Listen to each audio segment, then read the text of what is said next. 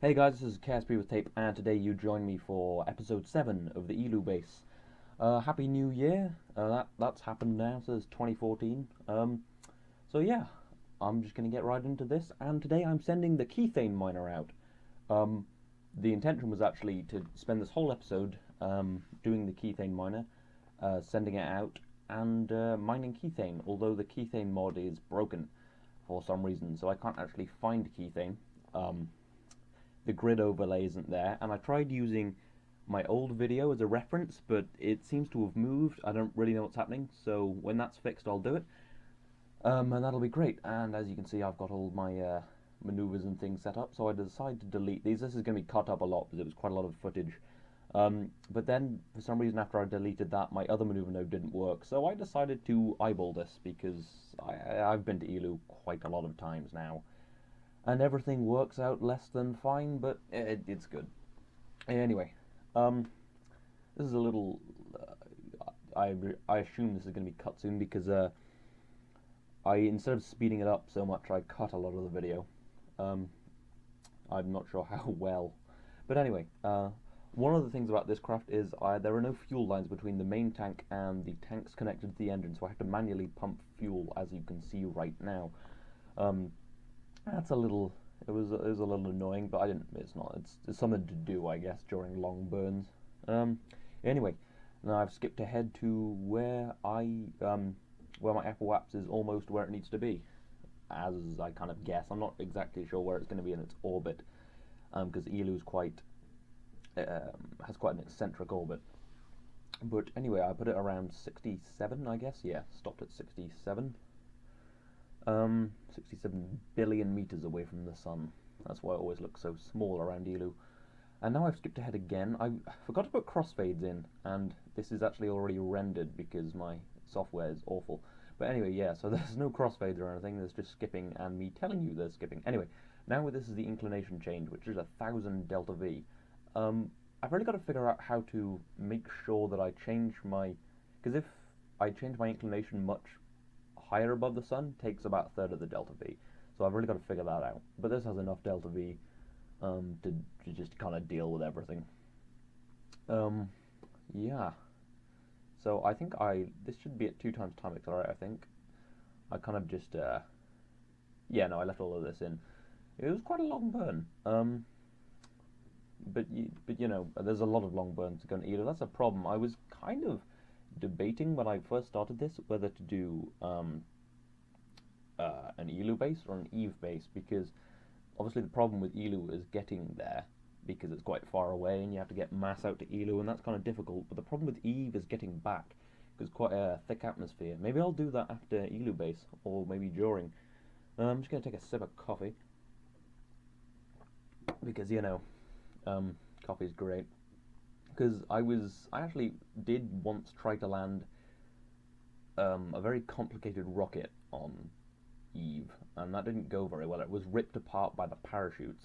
So that didn't go great, but I reckon I could probably land a rocket with makeshift launch clamps, and then use that to take off, because taking off from Eve's hard, so I'd have to use a really big launch vehicle to get like a few people, but it would be amazingly interesting, and then I could have kind of a base and then 2 launch sites where I keep rockets all the time.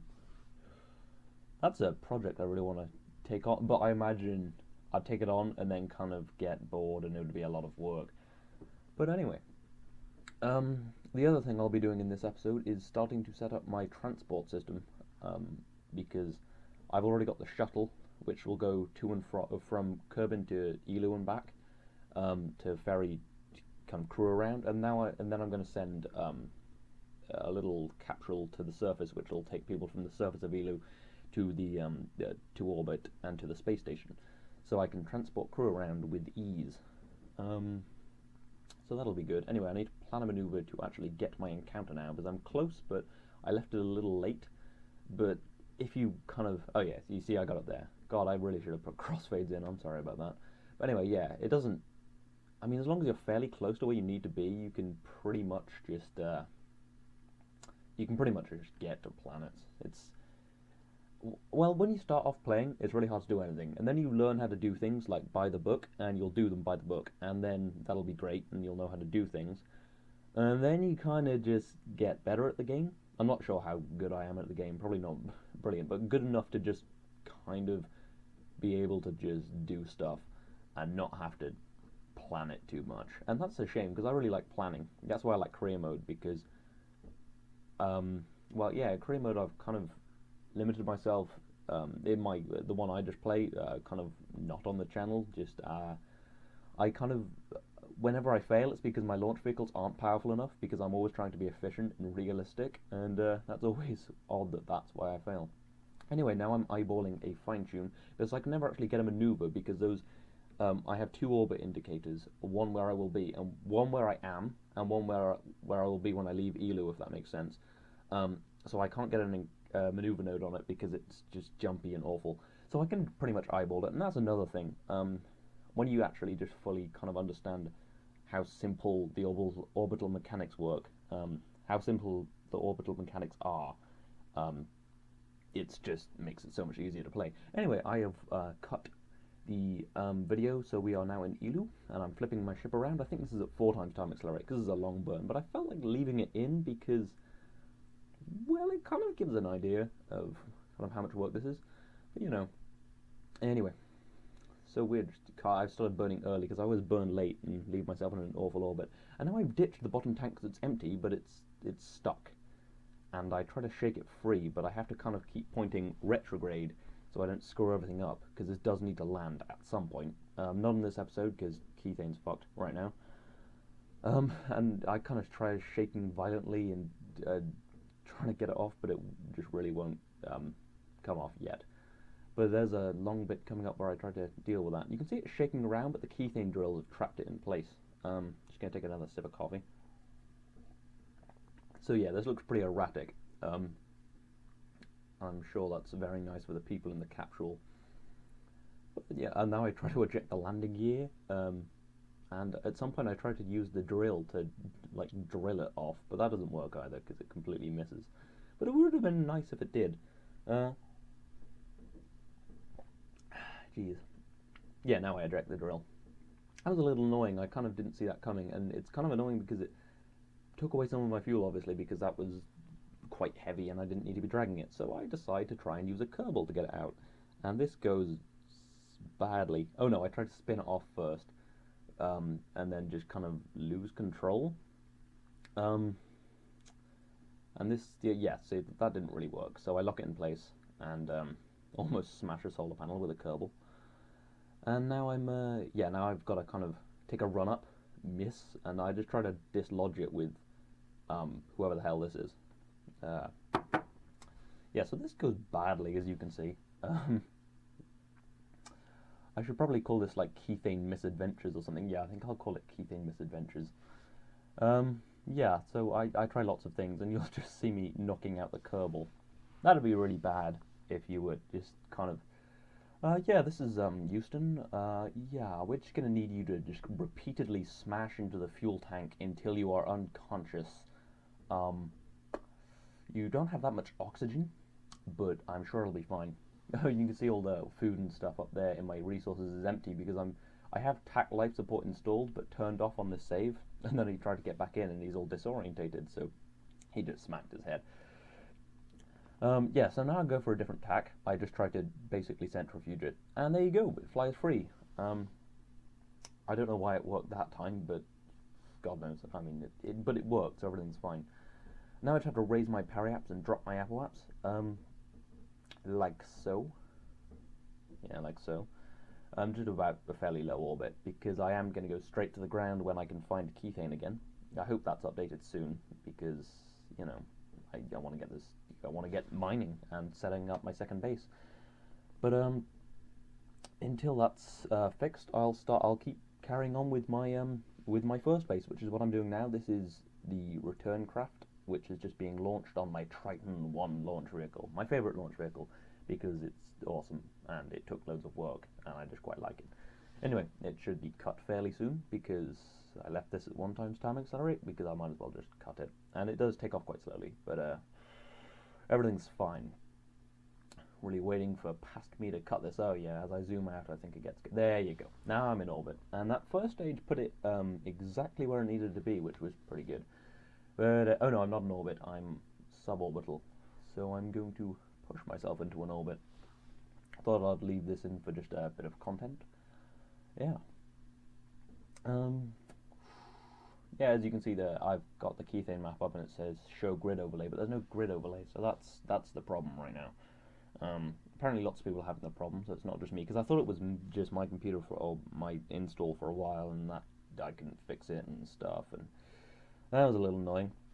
But anyway, the plan for this craft is to send up another module, which you'll see in a minute, dock it to it, and just kind of send it all out as a big ship with just kind of, I guess, a care package for everyone. And there's another, that wasn't even really words. I kind of started a sentence and then absolutely, I can't even do words today. I'm sorry. It'll probably be a less than informative commentary from now. But I was originally going to just send this out because it might be able to do it under its own power, because it has quite a lot left in this stage, and then quite a hefty next stage, because I mean that can land and return from Eeloo. But I decided it would be better to send up my other craft, and then send up a drive section and just take it out, and it would just make it easy and simplify it and things. And I've got tons of fuel anyway if I need it, so I'm just going to leave that all there for kind of future use and do the final thing. And geez, 1 second. Yeah, I forgot to cut the sound out of that. I'm gonna have to sort that out, I guess. But anyway, because I was watching a video as I was recording this, so there was sound over the background. But now there's something launched in a fairing, because I'm testing out the KW-Rocketry fairings, just cause I quite like fairings as well. This launch will also be cut, I think. I'm hoping, because I've got to cut the sound out.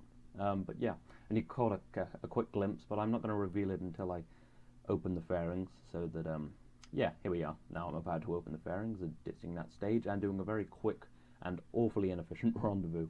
You'll probably not see that. Anyway, so as you can see, there is a cupola module, and on top of it is a sky crane, because I want to start sending in nicer looking base parts, and this is just about to dock, because the ones on the surface are great, but they are just landers and they have fuel, and I just want some nice looking places. So this has got lots of windows and won't have an engine permanently attached to it. When it's landed, it will just be what it is. It has a lot of stack separators, so it will just be, it will leave kind of a bare capsule with landing legs and power generation and things. No lights, forgot them, that was good. But anyway, I'm using an RCS tug to maneuver this in. That will be ditched around Kerbal. I've left a lot of debris around Kerbal. A lot of people kind of try to not leave it in orbit, but I don't really have time for that. And I don't think it'll be a problem in Kerbal's space program.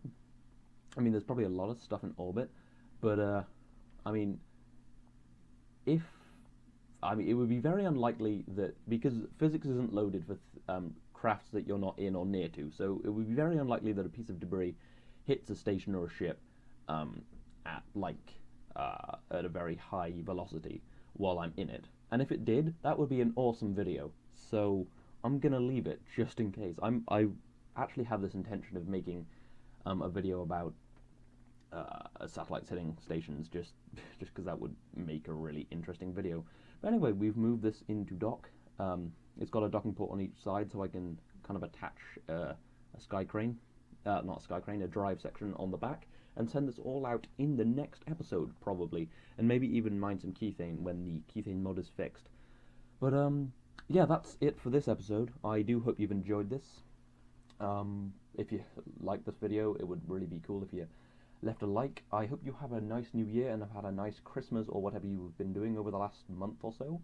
So yeah, this has been KSP with Tape. I will see you next time.